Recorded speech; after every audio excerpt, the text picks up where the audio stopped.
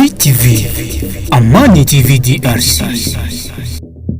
Hivyo ndivyo mambo yalikuwa katika maandamano iliyoandaliwa hii siku ya pili tarehe 20 Februari mwaka huu 2024 ndani ya mji wa Uvira. Waandamanaji ni pamoja na vijana wa makabila mbalimbali, vuguvugu za kiraia pamoja na mashirika za kiraia, wakitokea kwenye Rond-Point Kamvira wakiwa barabarani wakivalia vitambaa vyeusi na nguo nyeusi. Waandamanaji wamejielekeza barabarani hadi kwenye ofisi ya meya wa jiji la Uvira. Kabla ya kufika kwenye ofisi ya meya wa jiji la Uvira, wamejielekeza hadi kwenye makao ya jeshi la FARDC ili kuunga mkono jeshi hilo ambalo linapambana na waasi wa M23. Katika mabango waliokuwa wakibebea mikononi, waandamanaji wameonyesha kwamba nchi ya Rwanda kupitia waasi wa M23 wamekwisha kumaliza maelfu ya wakongomani ambao kwa sasa wanaendelea kuuliwa siku baada ya siku huko Kivu Kaskazini. Wakibebea sanduku mikononi mwao pamoja na picha ya rais wa nchi ya Rwanda Paul Kagame, hao wameonyesha kwamba nchi ya Rwanda ndio inakuwa ikivamia nchi ya Jamhuri ya Kidemokrasia ya Kongo kwa mauaji inayoendeshwa siku baada ya siku. Katika kibarua walichokisoma na kumwachia meya wa jiji la Uvira, waandamanaji wameomba kwa serikali ya nchi ya Jamhuri ya Kidemokrasia ya Kongo kufuta katukatu mahusiano ya nchi ya Kongo na Rwanda, pia kufunga mipaka ya Rwanda na nchi ya Jamhuri ya Kidemokrasia ya Kongo. Société civile, mouvement citoyen et jeunesse de mutualité d'Uvira, au secrétaire général des Nations Unies et au président de la République démocratique du Congo.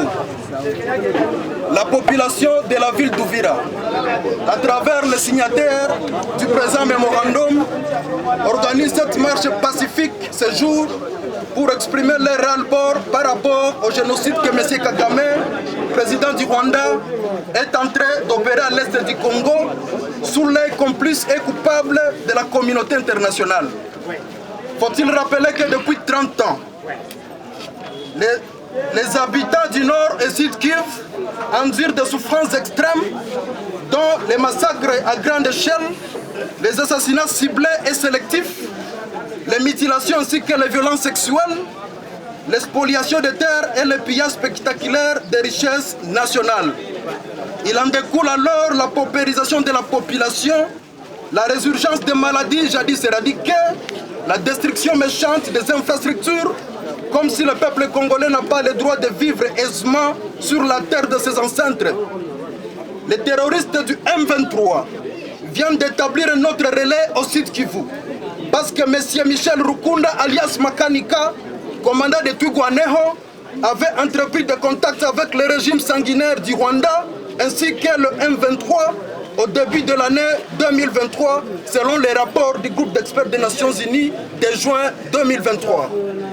C'est ainsi qu'il commet des forfaits inimaginables dans le haut et moyen plateau d'Uvira, de Mwenga et de Fizi, des officiers de l'armée régulière brochetés en morceaux, des femmes violées, des villages complètement rasés, des enfants égorgés, des petits garçons émasculés, ainsi que des femmes enceintes éventrées.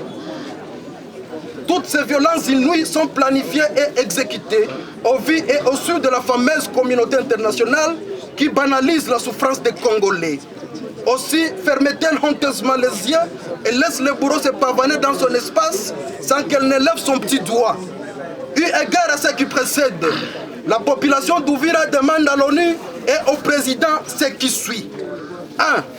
De geler les relations diplomatiques avec le Rwanda, principal déstabilisateur de la sous-région, en fermant les frontières communes et en rappelant l'ambassadeur congolais en poste à Kigali. 2. De déclarer ouvertement la guerre contre le Rwanda. 3.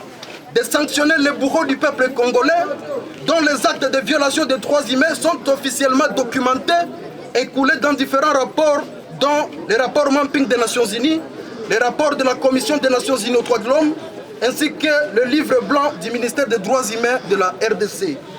4. D'appuyer la création du tribunal pénal international pour la RDC. 5.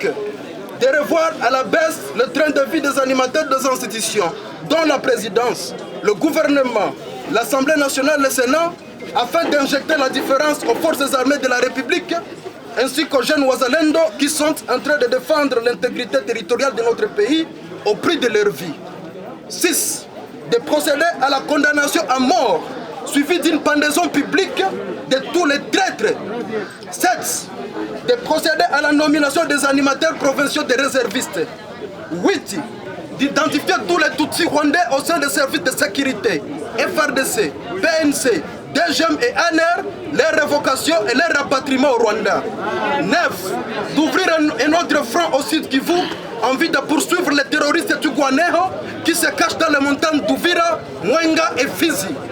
10. Et enfin, d'arrêter tous les parrains de groupes armés terroristes qui circulent librement dans l'espace européen et nord-américain, dont Mahoro Peace Association. Fête à Uvira le 20 février 2024. Maoni mbalimbali imetolewa na waandalizi wa maandamano hayo, wakitaja kwamba kufanyika kwa maandamano hayo ni kuomba kwa serikali ya Kongo kufuta mahusiano ya nchi ya Rwanda na Kongo na kufunga mipaka yote.